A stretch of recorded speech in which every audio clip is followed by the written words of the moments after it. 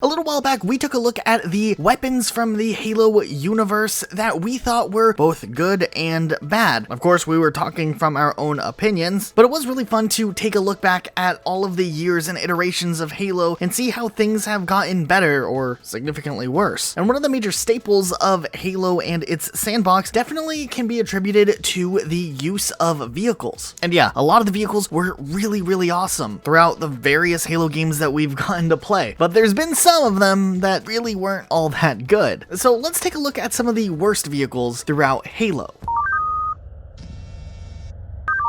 Now this one was a little bit trickier than the weapons video because we really have to try to differentiate what falls under the nostalgic category and what is objectively a good and bad vehicle. Starting things off, when you look at things like Halo Combat Evolved, the vehicles in that game and doing things like LAN parties and playing big team battle were awesome and definitely redefined gaming, and everyone has great memories of their first time driving a Warthog in Halo Combat Evolved. But if you jump to Halo CE today, you can definitely see its age in pretty much any of the vehicles from that game. Like, for instance, the Warthog. It was really revolutionary in concept. However, jumping back into it nowadays, you definitely can feel that there's some unique physics, to say the least, when you drive around in the Warthog. I mean, we've all definitely had that 1 mile/h splatter at some point or another. Looking at some Covenant vehicles like either the Banshee or the Ghost, those things didn't have boost yet, and just maneuvering around in these things are kind of slippery. So while we don't want to pick on Halo CE too much in this video, we definitely need to acknowledge the fact that when you're looking at all of the Halo games and then you go back and drive in Halo CE, there's definitely some date. But hey, it was 2001, and honestly, there's some awesome things that have come from those janky vehicles back then. Going forward to Halo 2, we saw a ton of improvement to all of the vehicles, and we really saw kind of the shape of what vehicle gameplay would feel like for Halo moving forward. For the most part, there's nothing really too much to complain about when you look at Halo 2, but if we're going to kind of look into just utilization and what is necessary, we had to cut maybe something out, we probably would say the Halo 2 Spectre was one of the lesser favorites amongst Halo players. Now we're putting it on this list, yes, but do know on a personal level, I love the Halo 2 Spectre. It's one of my favorite vehicles. I don't know why, I just like it, but honestly, when you played a game that had the Spectre thrown on it, more often than not, it seemed like people would jump to rather use a Warthog as their preferred method of transportation or utilizing a turret than using the Spectre, though the Spectre did have the advantage of having 4 players able to ride together, which could occasionally come in handy in like capture the flag type game modes, though it seemed like the favorite really did go to the Warthog, and the Spectre kind of was forgotten ever since then and never really made a new appearance. In Halo 3, they did take the concept of the Spectre and kind of turn it into something that fit more into the brute aesthetic, and we saw the Prowler, but the Prowler did make a lot of improvements over the Spectre and couldn't really land on this list in the same way that the Spectre did. Okay, so we were trying to think about the Mongoose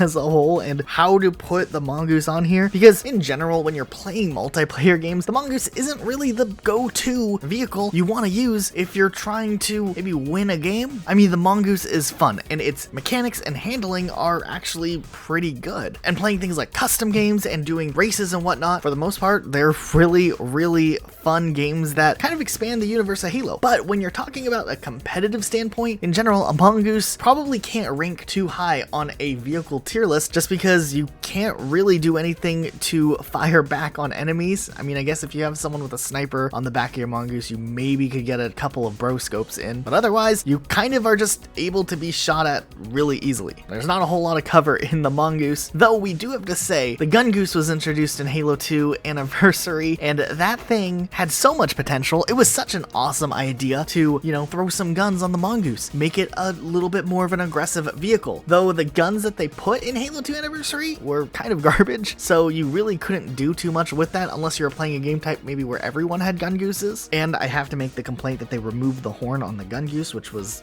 really the worst thing 343 has ever done for Halo. But otherwise, they kind of did get a little bit better with the Gun Goose in the Halo 5 Guardians iteration, so we can appreciate that to say the least. Kind of going back to Warthog and vehicles that don't have as much utilization as their other types of counterparts that are featured in games. We can look at some of the Warthog examples, like the Warthog troop transport vehicle, which I always loved. Like, I always really liked the concept of it. I would always drive it whenever I played campaign, but it's so frustrating you can't ride in that back seat. That was like the one thing that I always wanted to do, and you can't do it. And that's just the worst thing. We can also include on this list the transport Hornet. While the Hornet is a very fun vehicle, it's way better when it has its missiles. That's just obvious. And I get that they have to balance the game out. Not every person can just be shooting rockets all the time, but I gotta say, like, the version that doesn't have the missiles isn't as fun, so I'm throwing it on this list. Okay, and this one's gonna kind of get everybody to unsubscribe from our channel, and we are aware of all the drama that's gonna come out of this one, but we are gonna include the Halo 3 elephant on this list. Now, I love the elephant as a concept, and the memes from it are fantastic, but there's really no practical use, other than custom games maybe, to ever rely on an elephant. Like, yeah, there's turrets, and the idea of the vehicle is awesome, but have you actually recently jumped into Halo 3 and decided, let's do a couple of laps around Sandtrap and an elephant? It's really slow. Now, I do appreciate its inclusion in Halo 3, and I do hope to see it again in some way in the future, but maybe it could be put in a role one day where we actually can use it and do some sort of interesting game type, like a moving king of the hill you have to defend or something. They can come up with something cool. Halo Reach had actually decent vehicles across the board. I have a few complaints on some things, like in campaign mode, they added in some extra vehicles that weren't in multiplayer, like the forklift, which of course is god tier, so we're not even gonna,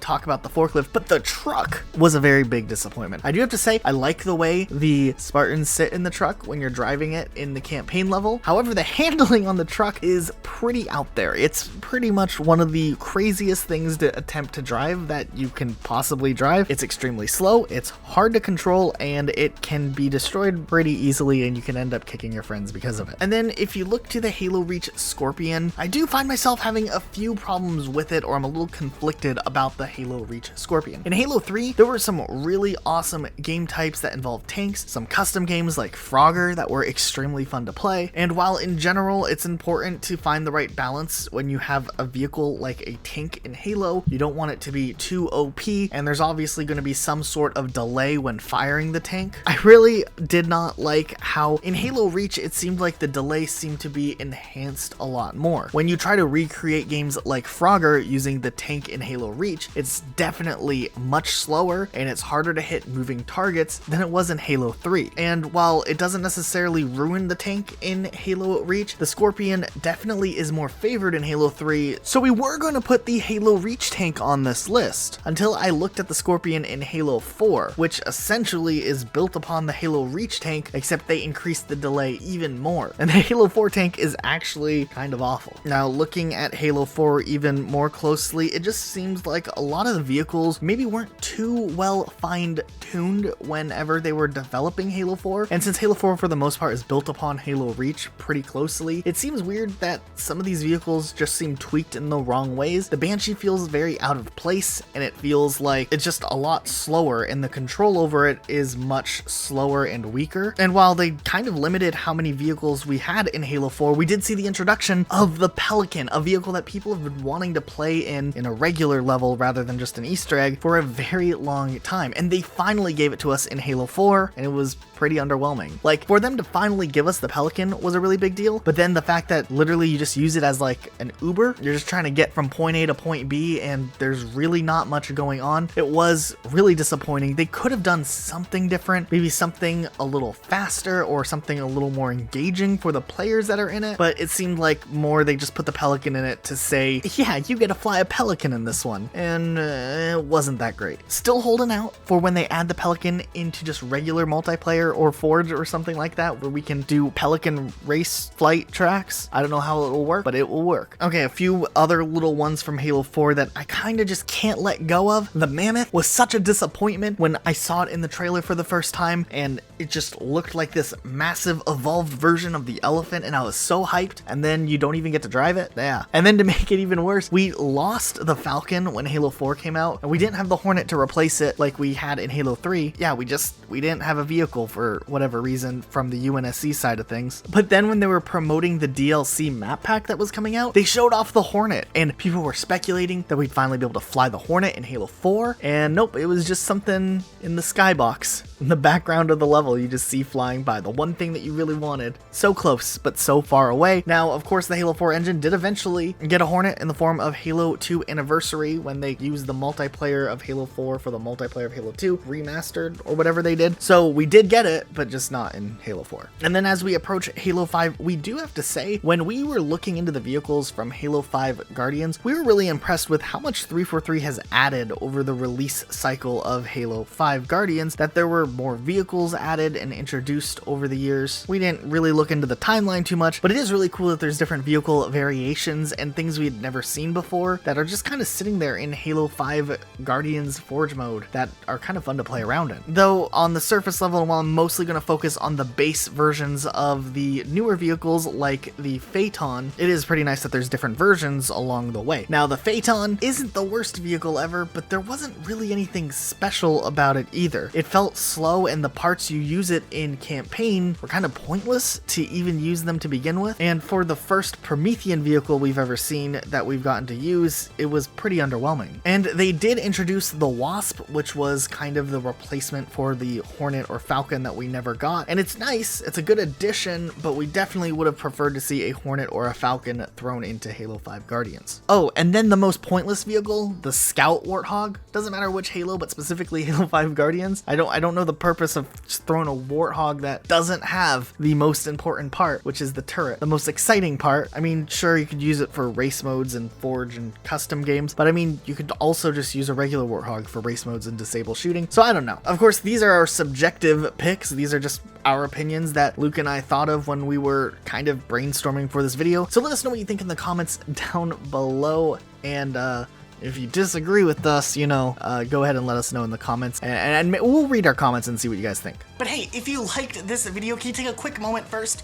Double check you are in fact subscribed down below with notifications on. It helps us out a lot. We get to do more stuff like this, and that's cool. Also, if you want to talk with us on Twitter, you can follow me at Rocket Elijah, and you can also follow Luke at Rocket Sloth Luke. So feel free to follow us on there and communicate with us a bit. We would kind of appreciate it. But otherwise, that's it for today, guys. Thank you so much for watching. We'll see you all next time.